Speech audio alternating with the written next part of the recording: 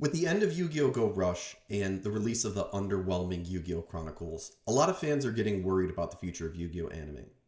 I think if we'd gotten anything more than what we got for the Animation Chronicles, I would say that these fears are kind of unfounded. But if you consider the history of Yu-Gi-Oh!, it's actually pretty crazy that there isn't currently a broadcasted Yu-Gi-Oh! Anime airing. The original Yu-Gi-Oh! Anime first aired on April 18th, 2000. The final episode of Yu-Gi-Oh! Go Rush, the last Yu-Gi-Oh! Anime to be broadcasted, ended on March 30th, 2025, which means for the past 25 years, which is a long time, a Yu-Gi-Oh! Anime has aired weekly, which is also a big deal because a lot of animes nowadays are switching over to more of season releases rather than airing weekly like One Piece, Naruto, Bleach used to. Animation Chronicles seemed to be the next step in the Yu-Gi-Oh! Anime journey, but to be honest, I'm not sure what Konami is thinking now after the initial release of the first Sky Striker episode. The animation was cool, and I enjoyed the short scenes that they aired on Master Duel 2 with the Sky Striker solo mode that they had. But I expected these episodes to be at least a little bit longer than 4 minutes. An average episode of a cartoon back in the day, like SpongeBob Rugrats, was something like 11 to 12 minutes.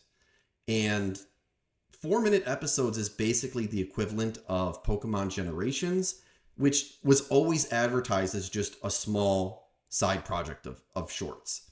And yet, for some reason, Konami sort of gaslit us into thinking that this project would be a bit bigger than it actually was. And I do mean a bit. I myself, I think, the rest of the community didn't expect these to be full 22-minute episodes, especially when they said it was going to be released on YouTube, but there was definitely an expectation that there was going to be a little bit more to them. Me personally, I expected something in the range of like 10-minute episodes. So now we're left wondering what's next for the Yu-Gi-Oh! Anime. I've been seeing a lot of people saying that Yu-Gi-Oh! Needs a new weekly anime based on the card game, and not just any version of the card game, but the Master Rules version of the game. Not Rush Duels, not Speed Duels, Master Rules. I don't blame them for being hungry for it. Yu-Gi-Oh! Vrains was the last Master Rules anime we got, and it ended almost 6 years ago on September 25th, 2019. But has anyone asked why Konami has abandoned the traditional Master Rules anime and haven't touched it again since 2019? Well, we actually found out recently why they switched from Master Rules to Rush Duels in the anime in an interview with Kazuko Tadano and Hiromi Matsushita, the two chief animation and character designers for Yu-Gi-Oh! 7s and Yu-Gi-Oh! Go Rush. According to the couple, Kazuki Takahashi specifically requested an overhaul of the design of the series to make it appeal more to elementary school students. To do this, they aged down the characters, simplified the card game mechanics, and removed a lot of the darker themes found in Yu-Gi-Oh! Okay, so that makes sense. They wanted to target a younger audience that a show like Vrains probably wasn't going to appeal to. That's definitely one of the reasons that they switched to the more simplistic style of 7s. But there's another reason I think that they switched to 7s and haven't made another Master Rules anime since Vrains that no one is talking about. And that reason is that they can't make another Master Rules anime. They literally just cannot.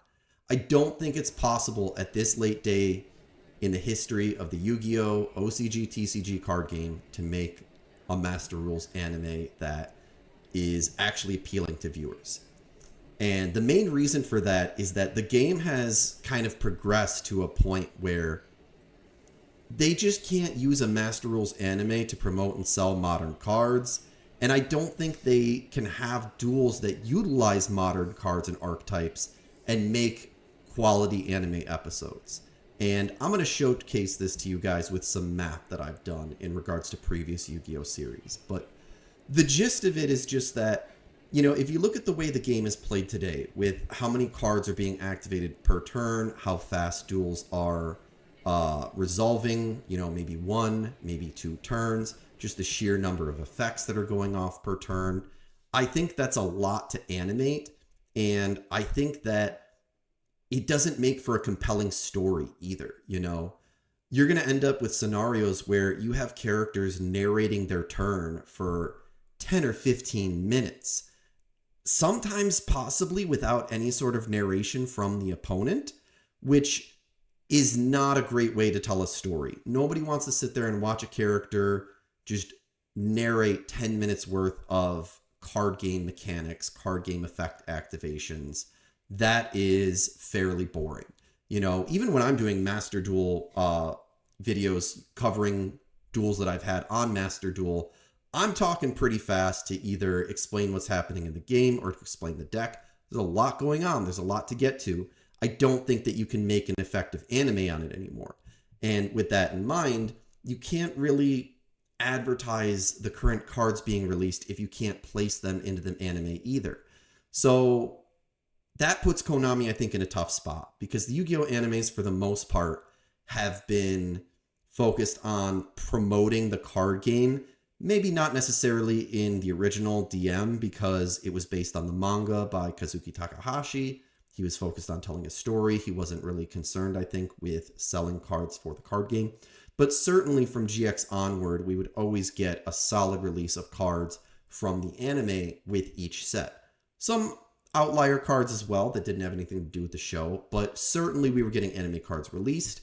And I just don't think that Konami has any interest in making an anime series that is producing cards that are not going to have any appeal or relevance to the current game, that players aren't going to be interested in picking up. And I think if they were to do that in some way, circa or a la, similar to the Salamangreat cards, it would be an absolute mess. And we will definitely talk more about the Salamangreat cards later. What it really comes down to is the number of turns per duel in each anime series, and the number of cards being played too. My original theory, when I was thinking about this, that I wanted to confirm, was that as the series have progressed, the number of turns per duel have gone down, and the number of cards played per duel has gone up.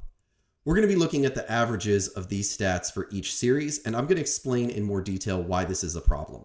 The main point I want to make about why this is important, though, is that less turns but more cards mean that there's a lot happening in a lot less time, which causes a variety of problems when writing and animating an anime that has a plot and characters and is not solely the card game itself, even if the focus of the story is on the card game. So overall, there have been roughly 6 Yu-Gi-Oh! Animes that use the Master Rules card game as their central focus.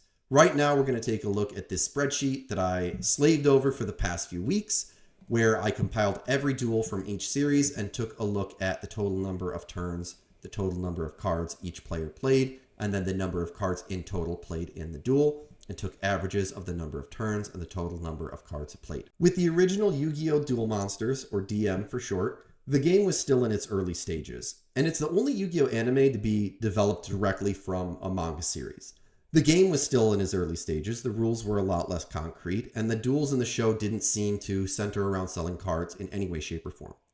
Yes, a lot of cards were released around the same time they aired, but this wasn't always the case. It took forever for us to get cards like the Legendary Dragons from the Doma filler, the Valkyries from the Grand Championship arc.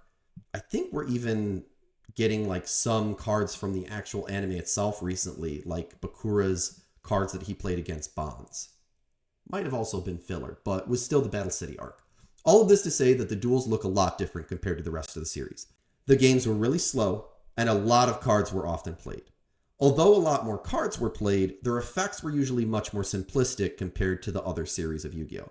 The God cards were probably some of the most complicated cards. I believe they each had about 5-ish effects each.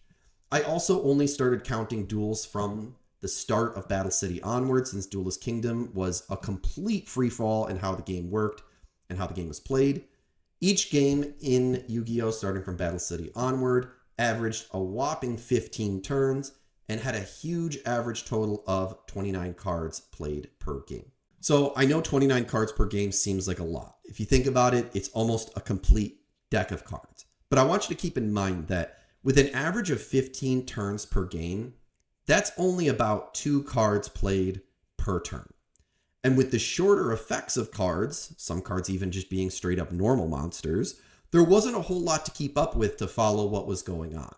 This was the heyday of set 1 monster, set 1 card, and pass style of Yu-Gi-Oh! Combos were pretty easy to follow and usually involved following a link of single card effects going off.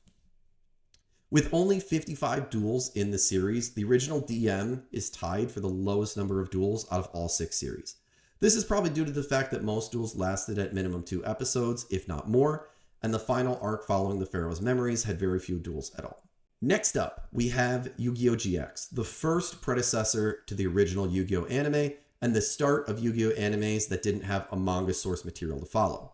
This is kind of when we got into the era of put that card in the anime because we have packs coming out in 2 months and we want kids to buy more of those cards. How heavily does that affect how many cards are played or how the game is played? I don't think it was too much of an issue at this time, and for a company like Konami trying to make as much money as they can, cross-marketing through their media is always going to be a smart move. Yu-Gi-Oh! GX was interesting in that a huge majority of the duels in the series only last 1 episode. And most of these duels, and by most I mean a whopping 76 out of 131 duels, were performed by none other than the main character, Judai himself. God, that stat makes me really sad. That's 58% of the duels in the series. 58% of the duels had Judai in them. Even Yugi only dueled a little over a third of the duels in the original Duel Monsters. Still, despite a much shorter average turn count per duel, the number of cards played per duel didn't drop as much. My guess is that this is most likely due to the focus on fusion monsters in the series. At this early stage in the game, the main way to fusion summon was with polymerization and 2 fusion material monsters, which ends up using 3 cards and then creates a 4th card, the fusion monster itself. Even when fusion summoning in other ways, like with Future Fusion or Miracle Fusion, with monsters who were sent from the deck to the graveyard and never hit the field, I still counted them as cards played because they're entering the field of play in some kind of way. GX's average duel lasted 8 turns, and an average of 25 cards were played per duel. That's roughly an average of 3 cards per turn. This was also still the era of more simplistic effects, and some characters, especially our incredibly overused protagonist, are still using normal monsters who have no effects in their decks. Next up is 5Ds, which was the first ever Yu-Gi-Oh! Series to introduce a new summoning mechanic with synchro monsters, and a new style of dueling with writing duels. I think both of these aspects of the series had some impact on the number of cards played and the number of turns per duel. Synchro summoning requires having the right level tuner and non-tuners on the field to create a synchro monster. In most cases, the number of non-tuners used for a synchro summon doesn't really matter as long as the levels match up. There are plenty of instances of A monster plus B monster equals C monster, where 2 cards are used to make 1. But there are also instances where anywhere from 3 to 5 monsters can be used for a synchro summon as well. Similar to GX, a lot of these duels only lasted 1 episode too, leading to a shorter turn count overall compared to the original DM series. 5Ds was still within the era of simplicity in my opinion, with card effects and combos being rather straightforward, and with most cards not having a wall of text on them.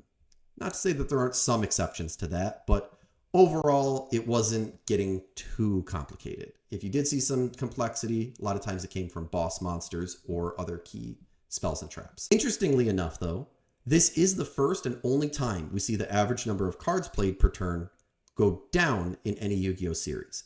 The average turn count per duel only drops by 1 from 8 to 7, but the average number of cards played drops from 25 to 20. The official average number of cards per turn for GX is 3.125, while for 5Ds it's 2.85. Obviously, we're going to round because you can't play a fraction of a card, and in that respect, there's still about 3 cards being played per turn per duel, so the main takeaway ends up being the average turn count dropping by 1. Next up is Zexal, which brought in Exceed summoning. Zexal seems to have the same shift that Vrains to 7s had, dropping the age of characters and trying to create more simplicity in the card game to appeal to a younger audience. I think you can tell by how childish Yuma is, the overall age of the characters. Definitely a shift from 5Ds for sure. This is apparent in a lot of early Zexal duels. Cards had very simple effects focused on attack and defense changes, burn damage, preventing destruction, negating attacks. Wasn't really anything too complicated going on. I don't think this ended up being the case by the end of the series, but it was definitely apparent at the start. Zexal remains the same as 5Ds with a turn count of 7, but the number of cards per duel has jumped from 20 to 22 for an average of 3.143 cards per turn. It's only slightly higher than GX, and we're still going to round it down to 3, but the official numbers are painting a pretty clear picture here. Duels are getting shorter, but more cards are being played per duel. Next is Arc 5. Oh god, what a mess Arc 5 is. This one was a pain in the ass to compile, and if there are any inaccuracies in the card count, it would probably be this one or Vrains. There are just so many duels in Arc 5 that I had to exclude because they start and then they come back to them an episode or two later with an unknown amount of time that's passed, or because they begin at a point where you don't know how many turns it's been or how many other cards have been played. I just couldn't include any of these duels. They, I think, would have thrown the count off. It would have been horribly inaccurate.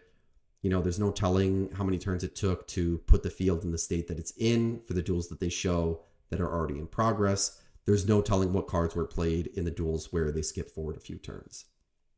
So it just wasn't worth it, in my opinion, to include those and kind of throw off the math here.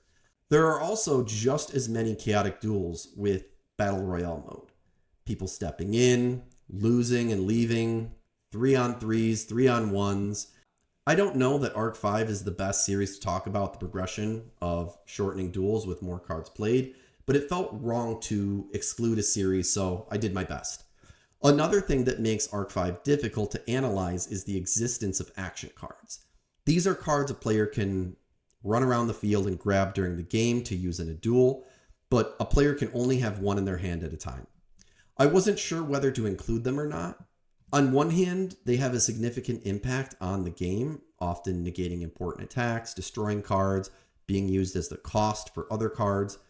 But also, it's not like they're drawing these cards from the deck. So are they really cards being played in the traditional sense? Basically, I decided to make an average for action cards played throughout the series so we can look at the numbers with and without them.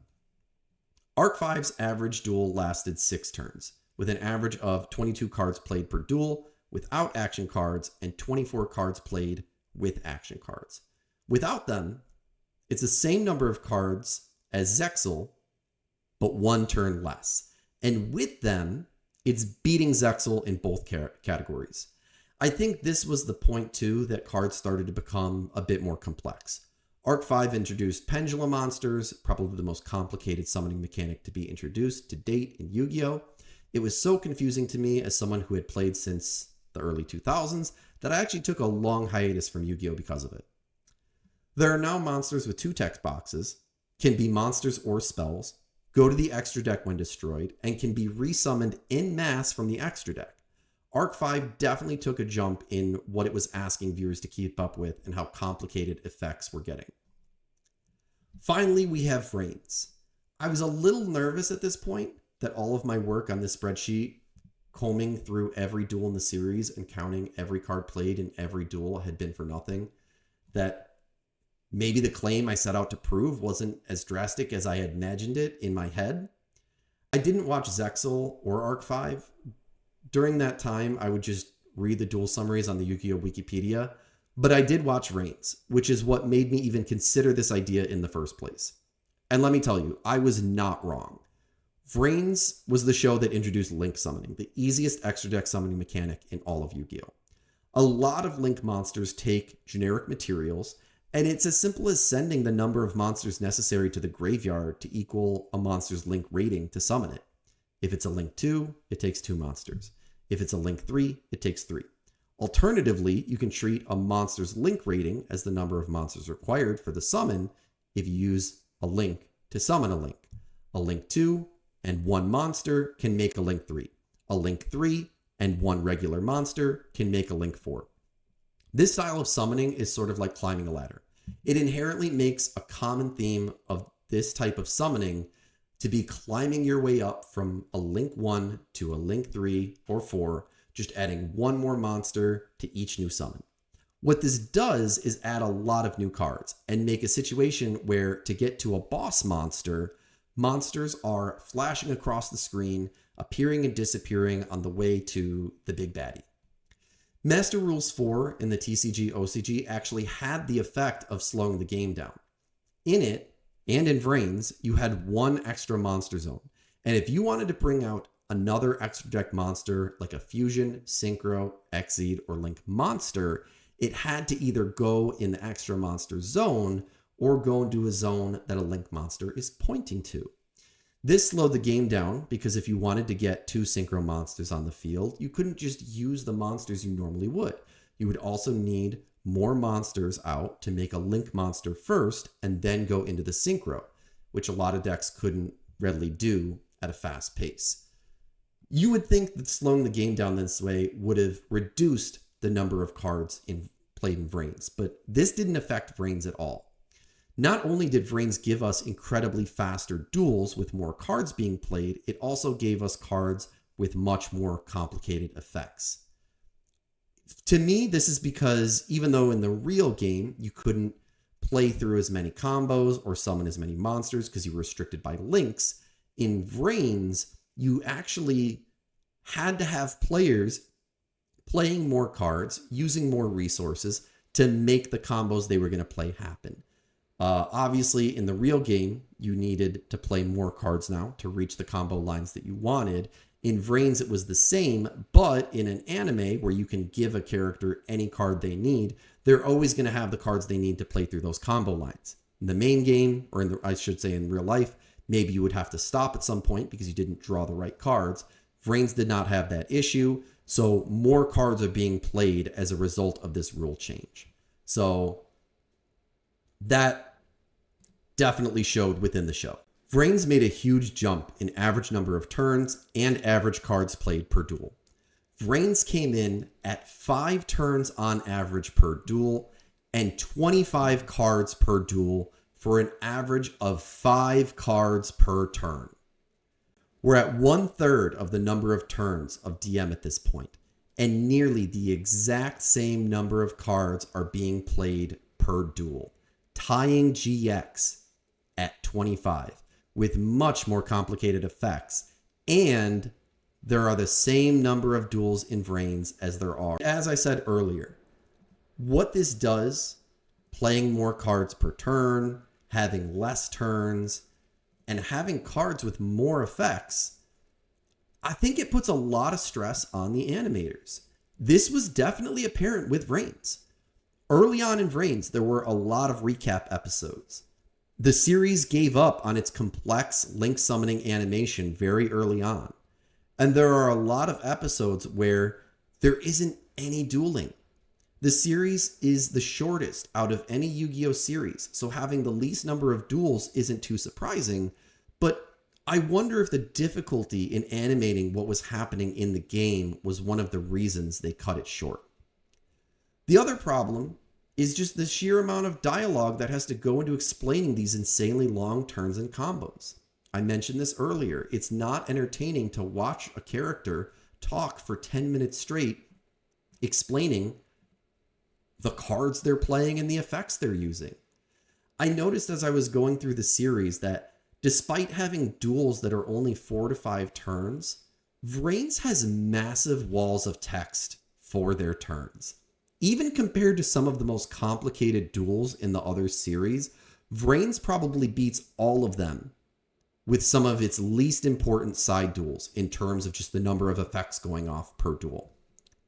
Because characters have to explain everything they're doing in the card game in the anime, I think you could even go beyond the 10 minutes and you could look at a situation where there's possibly 30 minutes of dialogue, characters rambling endlessly about the cards they're playing, animating the effects going off, animating the combos going off. It's just too much. Where's the room for the plot? Where's the room for character development? It's not a show your average anime fan is going to watch. It's not going to appeal to anyone except the most hardcore of Yu-Gi-Oh fans. And even then, some are going to tap out. After a few episodes of Vrains, I remember just using it as a show to put on in the background while I did other things. Because even if I focused on it, if I looked away for a minute or two, even a couple seconds, I would have missed too much in the duel. And then I'd have to rewind. And this was happening enough to the point where I just said, whatever, I'll just see who wins. Imagine trying to adapt a duel between Tearlaments and White Forest. How many effects would have to be narrated? How many summons would have to be animated? How many episodes would it take just to get through all of that one duel? Where is the time for character development and plot? Here's a better example that we can pull from Vrains. What about Rocket versus Salamangreat? What would that duel look like? Let me show you sped up.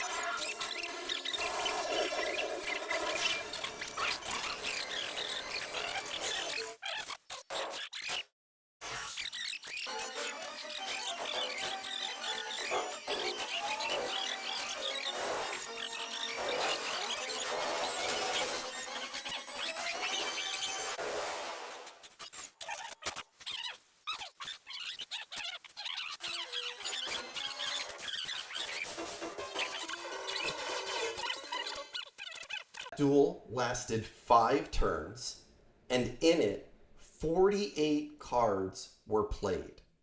That's almost 10 cards per turn. This is what Soulburner's third turn looks like. It's just a wall of text. And it only gets worse from there. Revolver's turn, the 4th turn, is also a wall of text. Turn 5 is a little bit shorter, but even still, this is so much to keep up with. And I don't think this appeals to anybody who is not a hardcore fan of Yu-Gi-Oh! I think this is why they cut Vrains short and jumped right into the more simplistic Yu-Gi-Oh! 7s. At this point, if we do get another Master Rules anime, they're going to have to find ways to tone things down, slow things down, and just do them differently from what we see in the current card game. Of course, if they do that, they probably aren't going to be able to sell the cards that come from the show because they won't be meta relevant, and only fans of the show will want to buy them. This kind of kills Konami's cross-media marketing that started popping up more in GX, which, you know, has been, I think, a big part of the animes throughout their history. I've said it a million times before, and I'll say it again. This is just another reason for Konami to develop an alternate game format. But until that day comes, I wouldn't hold your breath for another Master Rules anime. Or, if we do get one, I wouldn't expect it to be anything less than an absolute mess. Thank you guys for watching. I hope you enjoyed this breakdown of the different anime series. If you appreciate the work I put into that spreadsheet, please also like and subscribe, and I'd love to hear your thoughts in the comments section below. Also, I'm going to link an editable copy of my spreadsheet in the description, so if you catch any inaccuracies, or if you'd like to make a copy for yourself to mess around with and look at more Yu-Gi-Oh! Anime stats, please feel free, and I'll catch you guys in the next one.